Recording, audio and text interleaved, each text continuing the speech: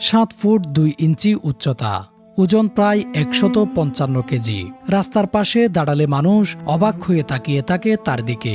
মনে হয় যেন সাধারণ মানুষের ভিড়ে দাঁড়িয়ে আছে এক বিশাল দানব। কিন্তু এই বিশাল শরীরটার ভেতরে লুকিয়ে আছে এক অসহনীয় কষ্ট, অভাব আর প্রতিদিনের বেঁচে থাকার লড়াই।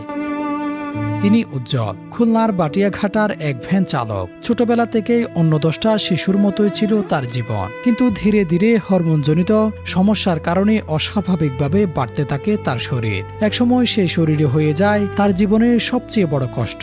মানুষ তাকে দেখে অবাক হয়, কেউ ভয় পায়, আবার কেউ হাসাহাসি করে। ভ্যানে উঠতে গিয়েও শুনতে হয় নানা ধরনের কথা, বাসে উঠলেও দিতে হয় 2 জনের ভাড়া। আর প্রতিদিনই এই বিশাল শরীর নিয়ে রোদে পুড়ে ভ্যান চালান উজ্জ্বল, শুধু বৃদ্ধ অসুস্থ বাবার মুখে একটুকু খাবার তুলে দেওয়ার জন্য।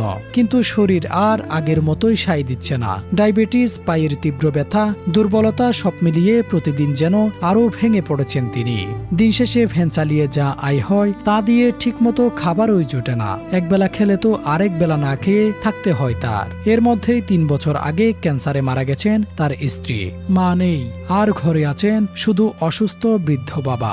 যে মানুষটা একসময় সংসারে স্বপ্ন দেখেছিলেন, আজ তিনি নিজেই অসহায়। চিকিৎসকরা বলেছিলেন উন্নত চিকিৎসার জন্য ঢাকায় নিতে হবে, কিন্তু অভাবের সংসারে 3 বেলা খাবার জোগাড় করা যেখানেই কঠিন, সেখানে চিকিৎসা যেন বিলাসিতা। তবু হাল ছাড়েননি উজ্জ্বল। প্রতিদিন ব্যথা নিয়ে ভ্যান চালান, কারণ থেমে গেলে সংসারও থেমে যাবে।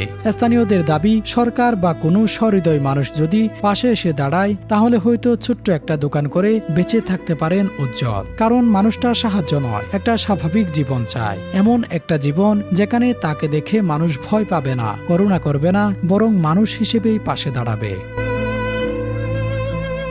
Desk report, true news.